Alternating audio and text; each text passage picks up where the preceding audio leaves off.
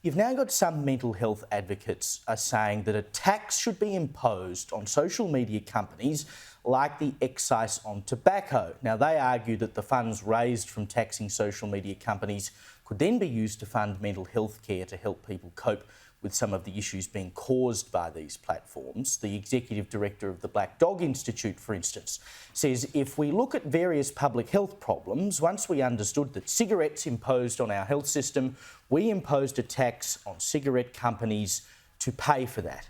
OK, I get where they're going, Evelyn, but I think there's a link missing in the middle here. We have a massive mental health problem in this country and across the rest of the Western world at the moment. Social media exacerbates that, but it's not the cause of it. You know, I think they discredit the cause by saying, well, we should have a tobacco-style tax on social media companies for the damage they have caused. Please. Yeah, look, the government will always find a reason to take people's money. And this is absolutely no different. And, you know, this is the inevitable consequence of asking the government to look after our health for us. You know, they feel like they have the responsibility. We have given them the responsibility. So they, you know, they can pull these ones on us and go, well, you know, we are in charge of your health. We have a public health system, therefore A, B, C, and D. But something like this, and even suggesting something like this, is such an absurd precedent that it would set. I mean, what about, you know, my next door neighbour or, you know, the person down the road who feeds their kids too many cheeseburgers or lets them have too much time on an iPad? Sure, I think those things are bad, but imagine the precedent. Like, where does it end when you ask or invite the government to take your personal responsibility? Like, the possibilities are endless. And I don't buy for a second that these people care about children's health. I don't think that our health system really does. I mean, look at what they're doing around children and transgenderism. I mean, that should in itself go, they obviously don't really care about health. Look about what they did to the Australian public during COVID. Clearly, they don't care about our health. They locked us up for almost a year in total. We weren't allowed to exercise. We weren't allowed to do, you know, all these things. Well, you want to talk about mental health. I mean, you look at the stats, particularly on kids after I know. COVID, It's just, there was a 5-year-old in Victoria who called the suicide helpline, like a 5-year-old. Like, that's absurd, and I don't even know how a 5-year-old could do that, but that's beside the point. The fact that that's even happening in our country is nuts. But, you know, I think we've known the dangers of junk food for such a long time. We've known the dangers of the internet for such a long time. Why are we all of a sudden in the hot topic of children in harm on the internet, social media? Now we're going to tax. There is such a hot topic at the moment, and it's all coming at the same time. The misinformation, disinformation bills coming out. It's all coming when they're trying to ban kids from, you know, accessing social media. I think it actually has nothing to do with the kids, and I think the government are using this as an opportunity, as a pretext to introduce digital identity, to introduce control, to invade further into our privacy. There's definitely at one time, we're only just discovering how.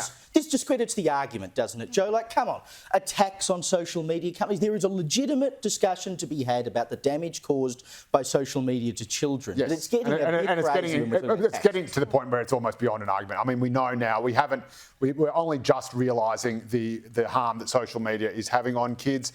We are seeing where there has been a phone ban, the first ever phone ban in schools, where it has had a massive impact on students' well-being. There's been cuts to bullying, an increase in outdoor play, all the stuff that everyone on this panel should love. So I don't think that's beyond it.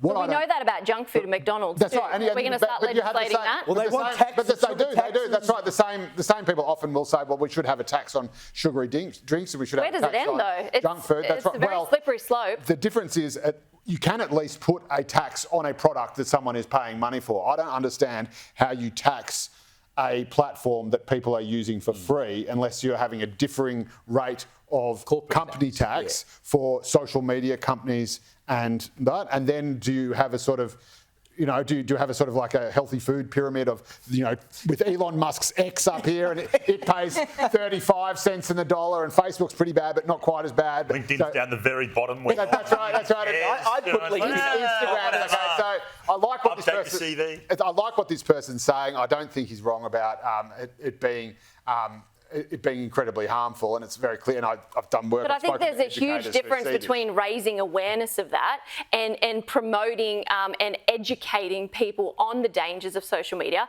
It's very different to then legislating it and entering people's homes and parenting. But let's be clear, this isn't the government proposing this. This is a... But the government will get involved. How else do they police this? This is the Black Dog Institute. This is an independent research mental health body that's doing this. And, you know, as someone that used to write op-eds, and Caleb can appreciate this, someone that writes op-eds, half of the issue and half of the challenge is to get people talking about the problem. And in that case, this is a great op-ed because we're all sitting here, you know, talking about should we have a tax, should we not? Of course, Joe's absolutely right, you're absolutely right. Of course we're not going to have a tax on this tomorrow. How do you levy it? Who pays it? Where does it go? I mean, it's a pretext, though, for legislating banning children and entering the parenting spectrum. Sure, but it's very dangerous. But if we want to have a conversation about that, let's have a conversation about that. And, you know, I think that's a healthy debate. Like the New South Wales government's about to have a social media summit in a couple of weeks or months where that very issue will be talked about.